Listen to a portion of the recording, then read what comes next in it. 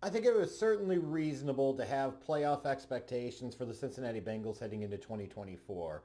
Sure, they lost Joe Mixon, so that's a big piece gone from their running game, providing some balance to their offense. But let's be real. The success of the Bengals on offense revolves around Joe Burrow, Jamar Chase, T. Higgins. Let's not kid ourselves. Let's not fool ourselves, right? And even though they lost Joe Mixon, they were still going to be bringing back Joe Burrow, who is an elite NFL quarterback. Like when you're a team that has a top five, top four, top five guy at the position, you have a significant advantage over the vast majority of the teams in the league. And that's what the Bengals have with Joe Burrow. It's interesting to me too because there's more than one way to be an elite quarterback, and the way Joe Burrow does it is not through like great physical talent or phenomenal arm strength. It's about precision, accuracy, timing, instincts, feel, ability to extend plays. Like that's where his eliteness comes from. And as the aforementioned Jamar Chase T Higgins combination, it's arguably the best 1-2 combo of wide receivers in the entire league. So, you're talking about a team, solid core, relatively speaking, has been in the playoffs a couple times, few years removed from a Super Bowl appearance. And Super Bowl, by the way, they almost won. Reasonable to think possibly playoffs. Because you would look at this team and you would say, depending upon your perspective, they either have the best or second best quarterback in the division, with Lamar Jackson with the Baltimore Ravens being the other contender, and a clear gap between those two teams and the Steelers and the Browns, right? Here's the thing, though, with the Bengals, and this has been a real trend or pattern under head coach Zach Taylor. They get off to some slow-ass starts, and it puts them behind the eight ball from Jump Street, and it happened again this year, right? They started off 0-3, and now you could say, especially as you look back on the season that was, losing to the Chiefs and the Commanders isn't the worst thing in the world, but the opening week loss and the manner and way in which they lost to the New England Patriots, that's an entirely different thing right there. And, you could blame Zach Taylor and saying, wow, you could blame the defense. You could also blame Burrow, who seems to start off a little colder and then he warms up as the season goes along. But this is a theme. It's a trend. It's a pattern. And this is something traditionally a championship team just wouldn't do. Championship teams typically, although you got the Eagles this year started like 2-2, right? Typically your championship teams are good from the very beginning and get better as the season goes along. Instead, the Bengals started off and they kind of shit the bed. Like they were 0-3 to start this 2024 season. They were 1-3 to start 2023. They were 0-2 to start 2022. 2021 was the one time that they weren't like 0-2 or 0-3 to start the year, and that's the year they went to the Super Bowl. 2020, Zach Taylor's first year, Joe Burrow's rookie season, they were 0-2-1. You see a theme, a trend, a pattern here, right? And you say, well, it's a long season. Yes, it certainly is, but you're setting yourself up to struggle the rest of the year by getting off to these slow and frankly bad starts. And as the Bengals have been prone to do in recent years, they rebounded. They righted the ship. And after that 0-3 start, they went 9-5 the rest of the way. Won their last 5 games of the season, like to the point where you have to imagine certain teams in the AFC were hoping and praying and begging for the Cincinnati Bengals to not make the playoffs. They'd much rather face somebody like the Denver Broncos. No way they wanted to face the Bengals because this offense behind Burrow, Jamar Chase, like, do you really want to face them in the playoffs? Fair question.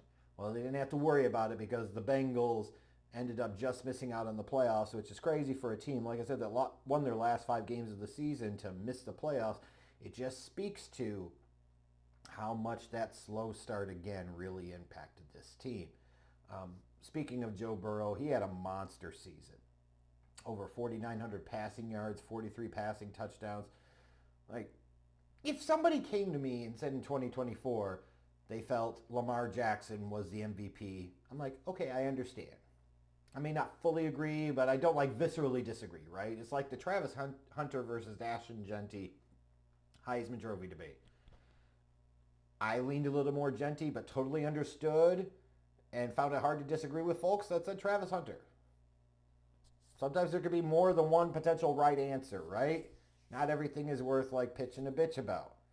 I personally thought Josh Allen was the MVP of the league. However, if you had people say they thought Joe Burrow was the MVP of the league because of the lack of like big time running game, the shitty defense, and just how much the Bengals' success in 2024 was dependent upon him and what he did as a passer, it's hard to knock that. And I wonder if he had led the Bengals to the playoffs, if he would have gotten even more MVP love.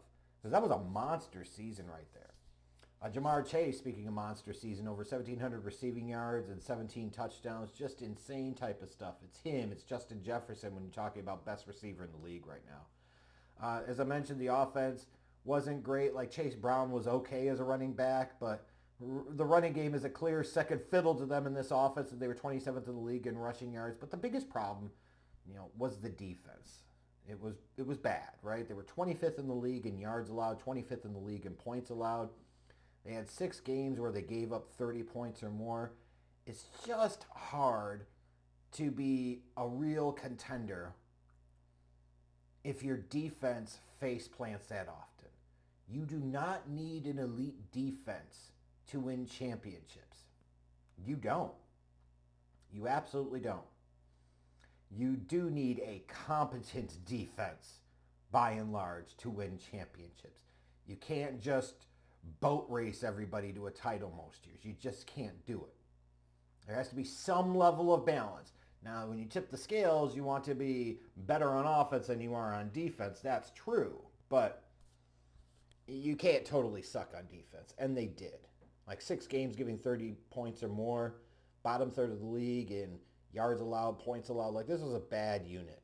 And not surprising, defensive coordinator Lou Anarumo was fired. And he should have been, right? Like, there has to be accountability for the performance on that side of the ball. Especially when you're talking about an offensive-minded head coach, so you know he's not the one that's coordinating and running the defense. Falls squarely on the shoulders of the defensive coordinator. It's why they didn't make the playoffs. It's, just bad news all around.